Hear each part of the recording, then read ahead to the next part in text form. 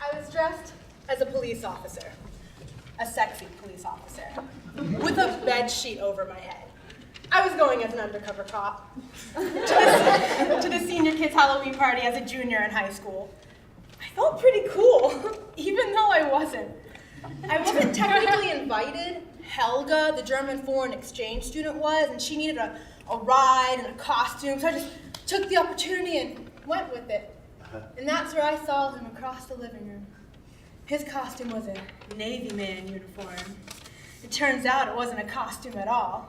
Greg was actually 19 and in the Navy. Now, Greg was not the most attractive.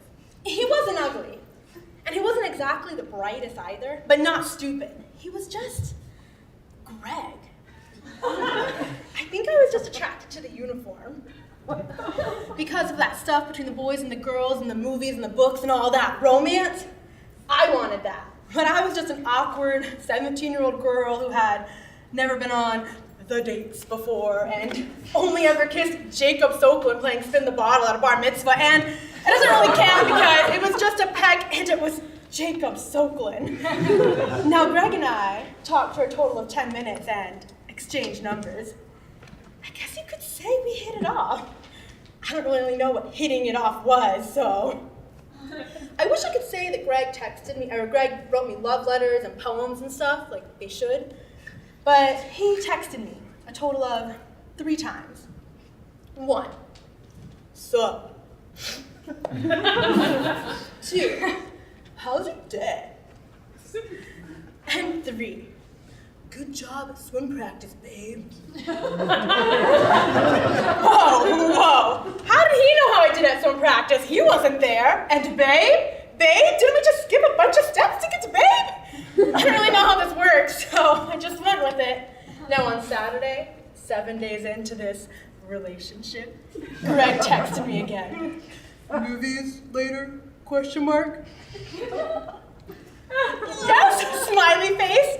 I got ready and I drove to Greg's house and we got into his big red truck and drove the 20 minutes to the movie theater, and along the way I tried to fill the car with conversation about things we had in common, like his truck, Chevy, and music, Skrillex, and the weather, rainy. And finally we get there, and we were gonna see a really funny R-rated comedy, but apparently I couldn't get in because you have to be 18 or older to see R-rated movies. It is perfectly okay to be 16 and driving. Movies are way more dangerous. That is all right. Megamind was in theaters at this time. It's a really funny animated comedy. Well, I think it's funny. I don't know. I still haven't seen it because when I suggested it, you really want to go see Megamind? No, of course not, Greg. Megamind's stupid. I still really want to go see Megamind. We ended up seeing an awful alien invasion movie, Skyline. Horrible. I mean, I would rather stab my eyes out with a curling iron, that is hot, than watch this movie again. But before the movie started, there were commercials coming up on the screen. And there was one for the ice skating rink in Savannah opening up. And in Savannah, the ice skating rink is only open for a month. And I love ice skating, and I love boys, and I've always had this fantasy of going ice skating with a boy and holding his hand. It just seemed right. So I decided I was going to tell this to Greg and leave out the whole hand-holding part. I didn't want to freak him out. So I suggested ice skating, and Greg said, no, I don't ice skate, no. Did you have a bad experience? Can you not skate? I'll teach you. It's going to be so much fun. You'll love it. Drop it. So I did. I didn't really say anything the rest of the night. And finally, it was over. The movie, not the date. We get back into Greg's big red truck, and he turns on the heat because it's cold, and the street lights are glaring into the windows, and you can see people walking through the parking lot, and the windows begin to fog up like that scene from Titanic. So I reenact it. Greg does not find this as funny as I do. But he leans in and kisses me. Why was it so slobbery? Now I knew from the movies and the book and the Jewish Spin the Bottle that it should not be this slobbery. But it was. safe. It was just an awkward situation, and I wanted to go home because it was exactly at this moment that Greg stuck his tongue in my ear. Who does that? What? And my mind went into shock and survival mode. It needed Q-tips and toothpaste and mouthwash to save my poor ear and my mouth, and I decided I was gonna have to tell him to take me home.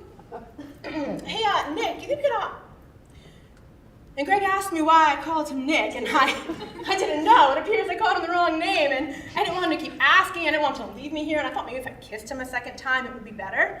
So I gave it a shot, and it surprisingly got worse. I was drowning in saliva. So I told myself that I could do this. I could tell him to take me home. Hey, Nick, you think we could,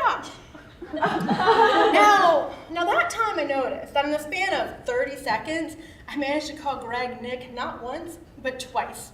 That's all it took for him to turn the key in the ignition and take me home.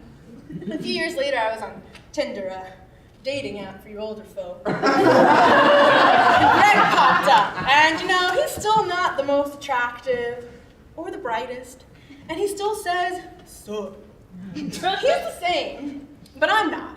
Since then, I've been on a few dates, kissed many a boys, and I know that my ice skating guy is out there, waiting to watch Megamind with me.